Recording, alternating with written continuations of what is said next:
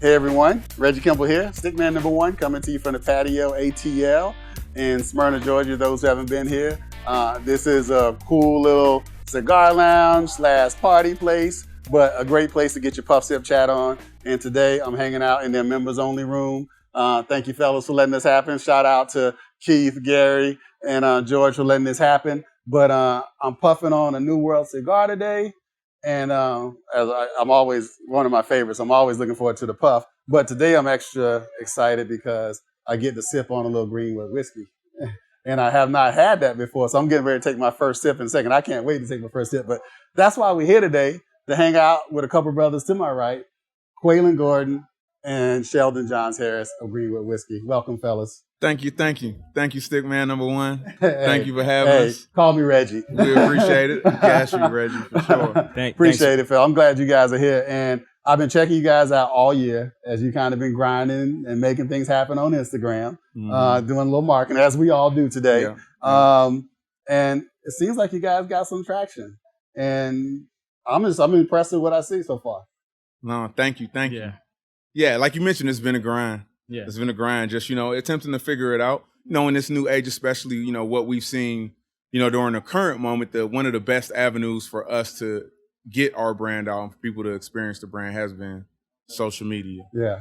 In today's world. Do you guys do that yourself or somebody else handle that for you? Yeah, so, I think we do need to give a shout out to one of our partners, James Roach. He couldn't make it today, but, he heads up our social media division. Okay. And, we think he's doing a wonderful job. So, we do want to... What's up, James? You should have been here, man. Right. And he's going to be surprised when he hears this, too, because usually we tell him, you're doing a horrible job, man. We got to get better. We need more followers. You got to hold his feet to the fire. You know what I mean? But, he's doing a great job. He is, all seriousness. Cool. So tell me, before we get into this, before I take my first sip, I just want to know, what do you guys do at Greenwood Whiskey? I know you're the CEO, right? You're kind of like the man who's calling the shots. Is that true? I wouldn't call Sheldon the guy's calling the shot. Listen, I'm the janitor pretty much. Oh, okay. I just clean up. Right? Okay.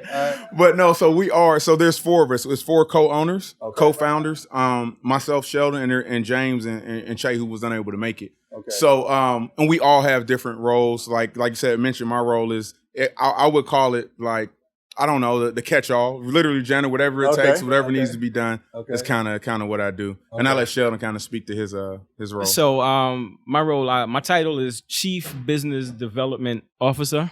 Okay. I thought they made that up on the fly, but I looked it up and it really is something. But that's the rain man. I like the chief. When you say business development, they're the people who make it rain in any company. You're the ones bringing things in, making things happen. Right. Don't downplay that. Don't downplay it. But it kind of fell in my lap. But what happens is, I tend to go out and talk to different establishments, liquor stores or bars, that kind of thing, and try to get our foot in the door in those places, and then talking to distributors and that kind of thing. So.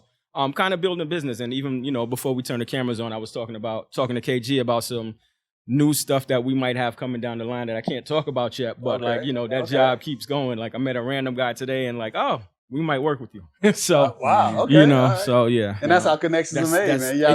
Y'all there looking for opportunities. And then in my other life, I'm an attorney. So every now and then, if we get a contract or something, I'm the guy that gets to look that over. And so you guys are saving on lawyer fees. Exactly. You don't charge them a little bit extra. Hey, right? We got to negotiate that.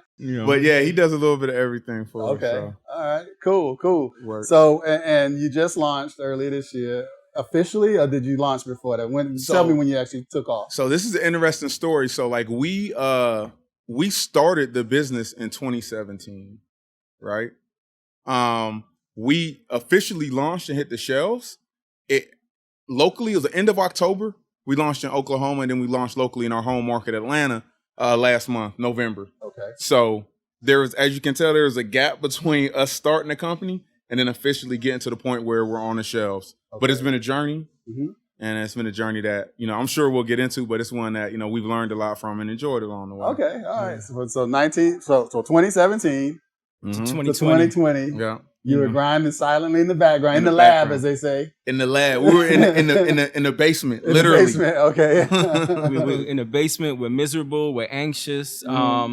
We just feel like we need to get this thing going. And then what we ended up finding out as we go out and talk to some of these other brands that have been out, Some of them took longer, right? But you know, this is a so new 3 industry. years isn't that bad, is what you're saying. It felt like it, but when we talk to other people like similar situations, nah, it wasn't. Yeah, because if it took me 3 years to launch Stickmen, I'd be going crazy. Right, but it's probably nowhere near as complicated. What I do is you making whiskey. Yeah, it was pretty complicated. And during that time frame, I mean, like it's fine now, but during that time frame, we went through every range of emotion possible, right? Okay. Like going from what are we doing? We're wasting our time. Is this ever going to happen? Okay. But then we always kind of got back to ground zero, knowing that, hey, as long as we stick at it and stick to it, like we're going to have, you know, a quality product with a quality brand, quality story, quality message, and it's going to resonate. Okay. So it was just, for us, it was a time of, I guess, determination and grit, you know, for us to so get just here. Really make it through. Yeah. Just really making it through. And that was, and part of it, you know, like, so I started growing a beard too during the time where I was like, okay, so you didn't have the beard. The beard game was good though. The beard game was good. I like it. I was like, listen, we got to launch, eventually hit the shelves. I'm not cutting my beard until we hit the shelves. Good thing my hair grows slow, so it wasn't like I wasn't looking like Wolfman. Okay, but, yeah. It worked out. It worked out. It worked out. So let me hold on before we go any further. I want to know. Okay, I'm gonna get. Listen, I'm a whiskey guy. Yeah. Okay. I'm a whiskey guy. I like whiskey. Not that I'm an expert. I just like to drink it. Hey, but I'm a whiskey guy. Sound like us. Nice little sniffer. I like that. You sound like the target audience. Yeah, that's right.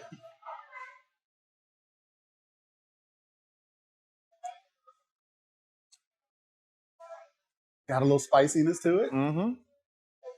But very mellow palate, though. Yes. Okay. Yes. Okay. I can fuck with this. I'm sorry. My God. There we go. I like this a lot. That's the response that we want to hear right there. Handcrafted Greenwood Whiskey, folks. Mm-hmm. Look, and I'm not playing either. Not just because y'all are here. This is really good. Thank you. I intentionally didn't go get a bottle because I wanted to wait for this podcast to happen. Yeah. And I'm glad I did because this is the real deal. Thank you.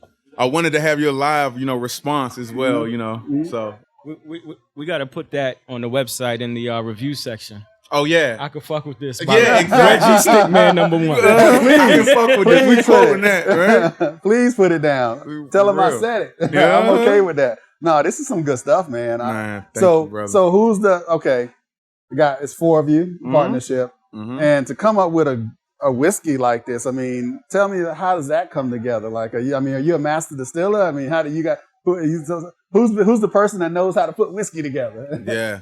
So that was it was some strategic partners to help us, right? Like we're kind of like you. Like we came into this, I guess we wanted to get into this business, one, because we like to drink, right? It was something that, you know, we do socially, you know, we do by ourselves, we do with friends and strangers.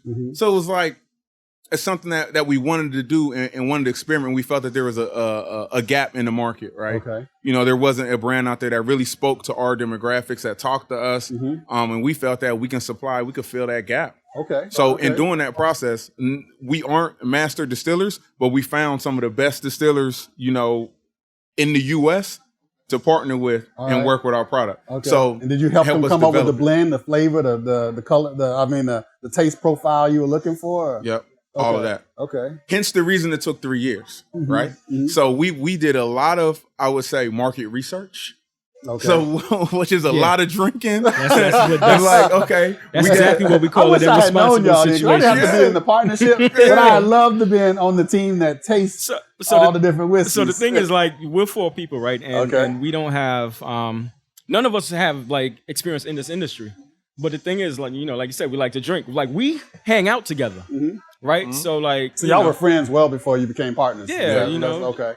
Yeah, man. So okay, so your buddies hanging out said, "Yeah, I want to start a whiskey." We're gonna start a whiskey, man. It was one of those things where which one of y'all came up with it? Who's the first one to say, "Let's do whiskey"? Well, you get to be called CEO when you say it first.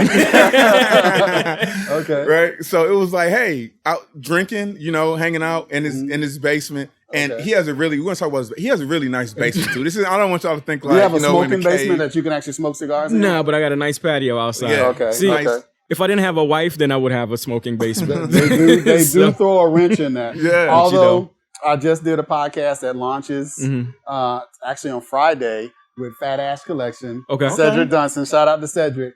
he has a smoking room in his basement. Oh, I'm so jealous. Yes. So that's like my life goal now. Yeah. And it doesn't filter into the rest of the house. Really? Because he has the right filtration system. Beautiful. Oh, so he took some time to do that. that. He took some time, hooked it up. So Cedric, you did your thing. Yes, I want to check it out too, Cedric. Right. We get that invite again. Right. Right. No. So good. Okay. So you came up with, let's start some whiskey. Yeah.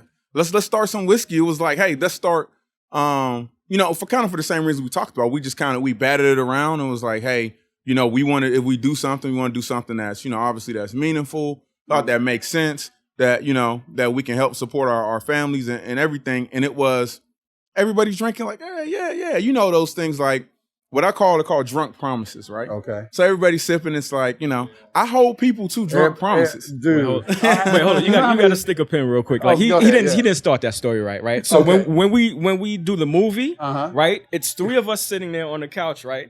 And he kicks in the door, right? In the movie, the door's gonna fly off the hinges, right? But he just busts through the door and is like, yo, I got an idea. And we like, what the hell? All right, go ahead. He had an experience, I guess that week or something, and he was like, epiphany, like a moment. Yeah, right? a moment. Okay.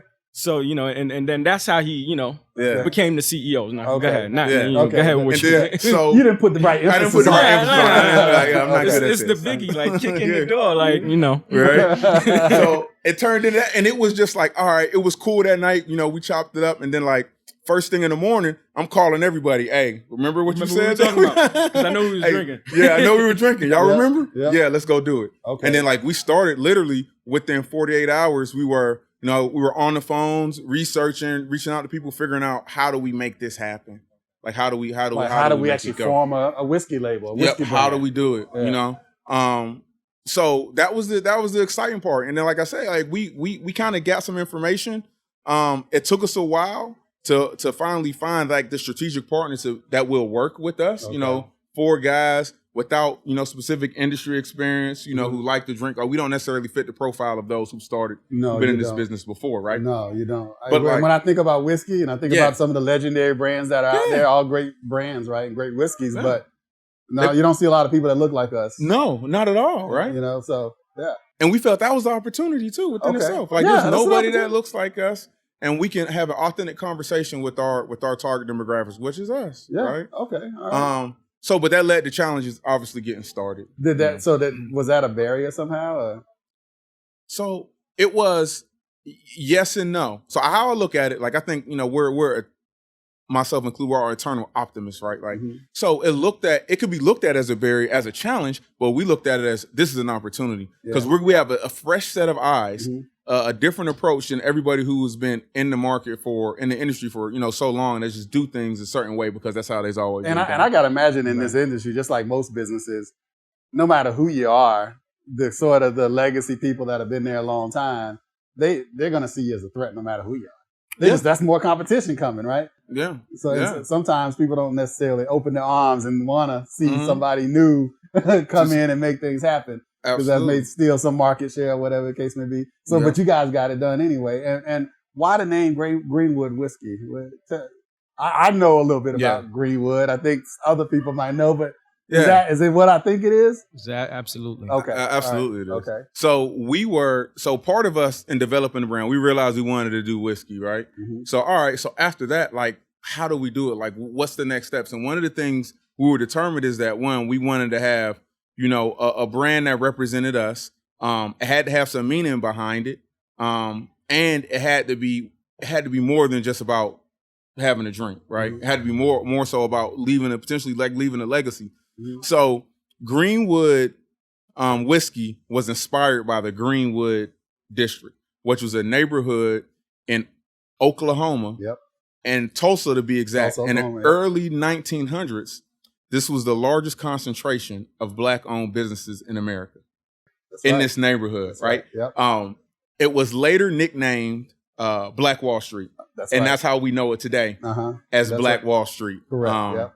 So for us, we were inspired by these entrepreneurs that came before us in some of the toughest of times. I see that. Okay. Where they didn't have like things that we take for advantage. Like it's voting season now. They couldn't go vote. They weren't considered citizens, but yet they strived and created a whole ecosystem. When I say the largest concentration of Black-owned businesses, I'm talking about hotels, hospitals, doctors, lawyers, hospitals. It was a whole ecosystem, in this time in 1907, whole ecosystem, which you can't even like imagine, So for us, that was complete like inspiration. It was like, yo, if they can do it, we can do look it. at what they had working against them. Yeah, like it's no They excuse. would laugh at us right now if we said we had challenges. They'd be like, challenges. They didn't even walk down the street, right? So there's no excuses, and they paved the way for us to even have this opportunity for anybody, for any African American in this country to even do anything like from a business standpoint. I felt like we got to pay homage to those who came prior to it. Okay, that's good. I like that. So that's what it's about. So for us, it was like it's a bigger story. It's bigger than us.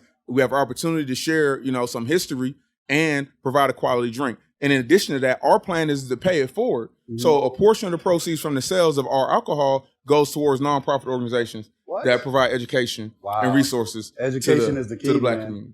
It is the key. It's the big differentiator. Yeah, it is. So, like I said, that's kind of full circle of why we chose the name Greenwood as a way for us to pay homage and to kind of. Now, there's somebody very famous there. I think I even seen a picture of you with him on Instagram by the name of Killer Mike that has a bank now, but that also goes by the name of Greenwood. Yes. Is there any affiliation there? I just gotta ask. So there is an affiliation. It just happenstance. Like great minds think alike, okay, right? All right. So like they started the Bank of Greenwood, and with us, obviously we're exploring, our opportunities to work with the bank, as well as with our brands. Because I don't think they launched yet. I think they're just doing it in the marketing stage, but they're supposed to be launching like January, I think. Yeah. But so we can't put our money there yet. You did it first. We did.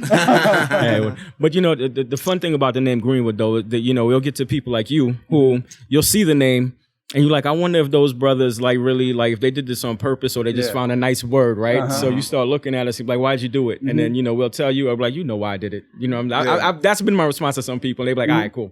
But the other thing that's is what like, I thought that would have been my response. All right, cool, because that's all you had to say. Yeah. But I love the story though. I think the way you put it in perspective was great. So yeah. But the other thing is like we've come across people that have no idea, and they're like, why did you choose the name Greenwood? And so now it comes off like you end up almost like teaching a part of American history. You know what I mean? And so like I've kind of enjoyed that experience. Like I remember we did an event in a restaurant or a bar, and I was in the corner talking to like two young ladies for probably like an hour and a half about Greenwood. Wow. Right? About the whole thing and what it meant to me. You were educating them. I was educating them, and one, I think she was from France. I don't remember what the other one was. So it was like a real like, enlightenment to them about, it's a part of American history that doesn't get told very often. Okay. So like that's I really enjoy that part of this experience. So you got a chance to sit down and just say, hey, this is Greenwood. Let me tell you a little bit about it. For people that really didn't know. Well, they asked, right? They started the conversation, and so right. I'm not going to sit there and keep talking to you if you look like you're not interested, right? So they kept asking, and like, so I'm like, all right, well, let's chat then, Let's talk it up. Let's make it happen. So that was really fun, man. Okay. So, cool. And that's fun, and that's like with us having those experiences, we get all types of questions. Like some people are like, y'all are really into trees? I was like, not really, right? Why isn't there a tree on the bottle? So we get all types of questions, but it's an opportunity. Like Sheldon said. Which we thought about when we were doing the label, because we knew that like there's like some Greenwood tree or whatever. So like I wonder if, because, we were concerned about whether that name might be too, I don't know if divisive is the right word, but like, if it was leaning too far to one side. So it was like, all right, if we put the tree on there and kind of throw off the scent, so to speak, so that it could mean different things. But you're like, you know what? We are who we are. We just gonna stand up and beat our chest. Yeah. Oh wow. Okay. All right. So I love it. I love it. I wanna ask some questions. So one thing I want to know about is and John and I were talking about this. You guys know John Gillett over at Majesty Bourbon. Yes, John. He and I got on this topic, and since I got both of you here, I just want to know. And I can tell you from my own experience, I've had some businesses that have had some success in the past, some businesses that had horrible success, but in each one of them, in some cases, I would have partnerships. And sometimes partnerships are tough, man, especially when you go into partnerships with friends. How are you guys making it work?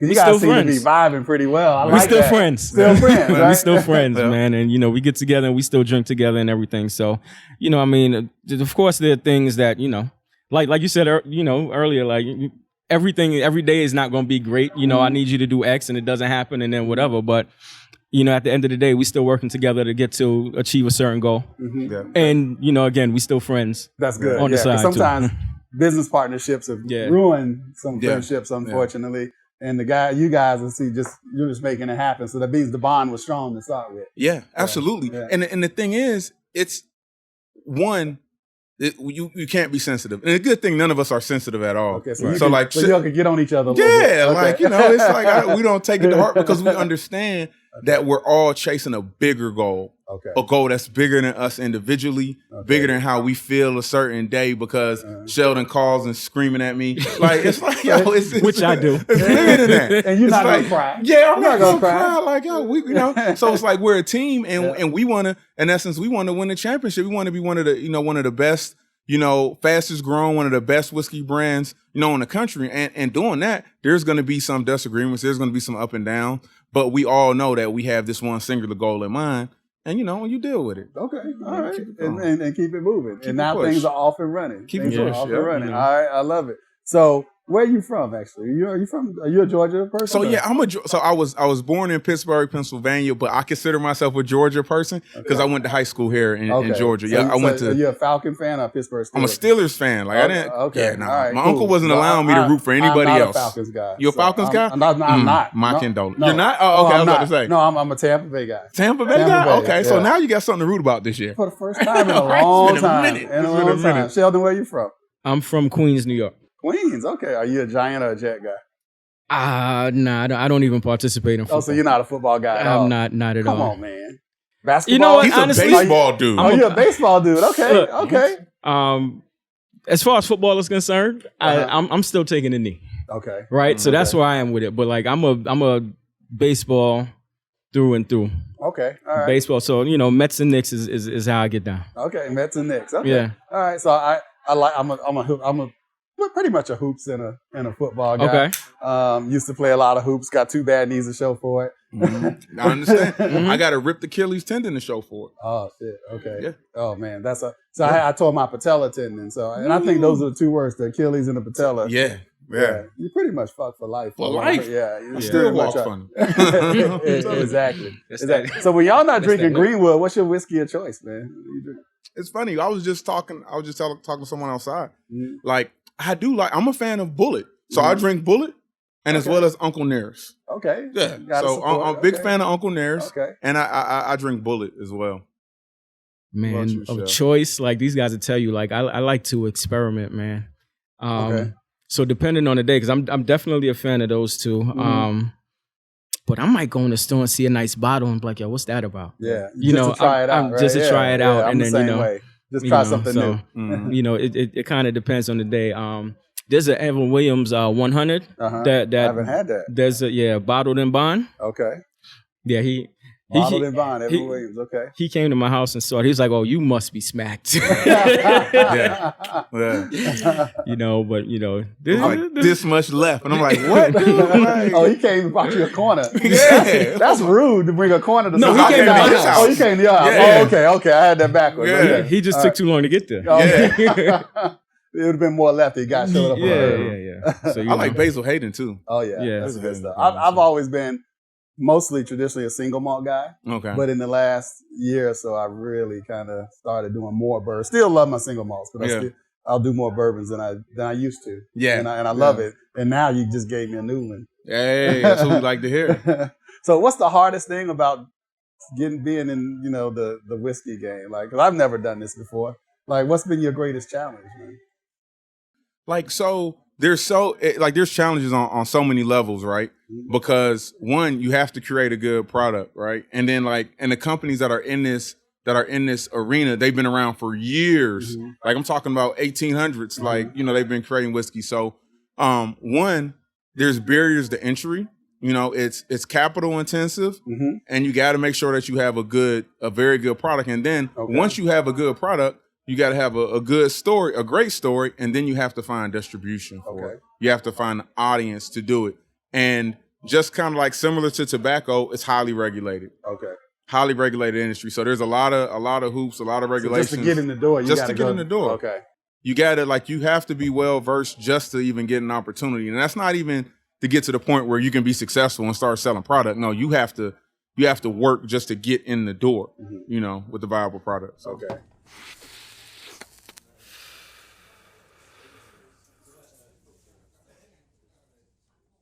Hey everyone, I'm Reggie Kimball, and that is it for the video portion of our podcast with Greenwood Whiskey.